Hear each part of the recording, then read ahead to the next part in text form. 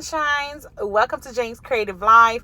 In today's video, I will be taking you through Dollar Tree's craft section. Okay, so I got something for my craft lovers. You are going to enjoy this video, trust me.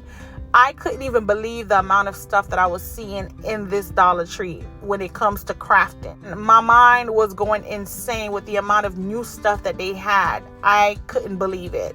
If you have used any of these items for any of your craft projects or DIY projects, let me know in the comment section, and also tag me in any of your photos on Instagram.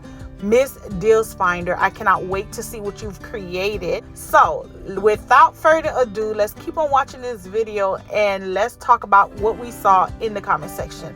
Love you guys. Catch you in the next one.